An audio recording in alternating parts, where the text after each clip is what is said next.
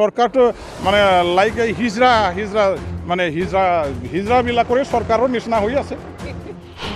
नार्जारि बिथाङा बिराद जाम्बा आरो बिराद लासिं सिं मानसि।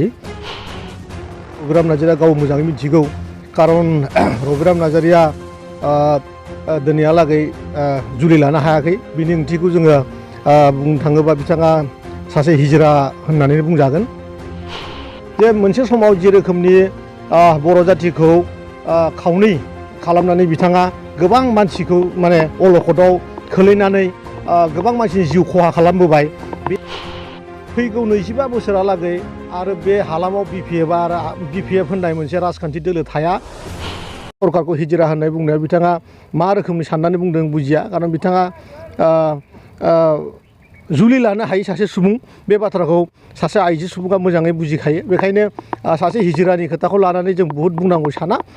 जोङो बयखौबो ज' जाजाय लानानैनो फैगौ समाव मोनसे गोजोन मोनसे शान्ति परिबेशनाव थानाय बिटिआर मोनसे जों बानायगोन आरो जों बानायनानै जोंनि हालामाव जोंनि हालामखौ बुहुम बिखायावनो जासे सिनाय बिनि मोनसे नेरसोन गालांगोन आरोखि। प्रमद बर' बिथांखौ फल्स नंखाय फोसावनानै बिथांमोना राजनिति खालामनो नागिरगासिनो दङ आरो बे साभाबिक खोथा। बिथांमोना माने बैथा गैयि नाव सलायगासिनो दङ, माने जेरावनोखि बैथायानो गैया खिन्थु बिथांमोना बै दैमानिफ्राय बै पारसिम थांनो थाखाय जुजिबोगासिनो दङ। हान्थु खरायनानै बिथांमोना गावनि थासारिखौ देखायनो थाखाय जुजिगासिनो दङ आरो जोंनिनो प्रमद बर' बिथांनि अननायाव दिनै बिथांमोना मोनसे मोजां परिबेशआव दिनै राजनिति खालामनो थाखाय खाबु मोनदों आरो जोङो गणतन्त्र देशखौ सनमान होनानै बिथांमोनखौ खाबु होदों। आरो जायफोर खोथाखौ बिथांमोना बुंगासिनो दङ फैगौ 25 बोसोरालागै आरो बे हालामाव बिपिएफ होननाय मोनसे राजखान्थि दोलो थाया। बे खोथाखौ आगोलावबो बार बुंबोदों, दिनैबो बुंगोन जे फैगौ 25 बोसोरालागै बिपिएफ होननाय दोलोआ बे बुहुम बिखानिफ्रायनो गोमालांगोन होननानै जोङो आं स्पेसियेलि आंनिफ्राय रोखायै बुंनो हागौ आरोखि। नार्जारि बिथाङा बिराद जाम्बा आरो बिराद लासिं सिं मानसि। दिनैनि दिनाव हिजिरानि गुबै ओंथिया आसलथे रघुराम नार्जारिया गाव मोजाङै मिथिगौ, कारन रघुराम नार्जारिया दिनैहालागै जुलि लानो हायाखै। बिनि ओंथिखौ जोङो बुंनो थाङोबा बिथाङा सासे हिजिरा होननानै बुंजागोन।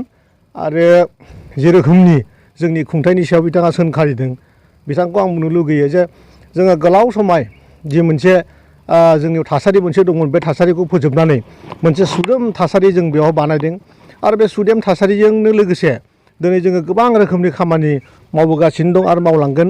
आरो दासान्दि जि सिटुएसन जोंनि हालामाव सोलिगासिनो दङ, माने मोनसे जै मै मोनसे परिबेश, बे परिबेशआबो जोंनिनो सरकारनि उनाव जानाय।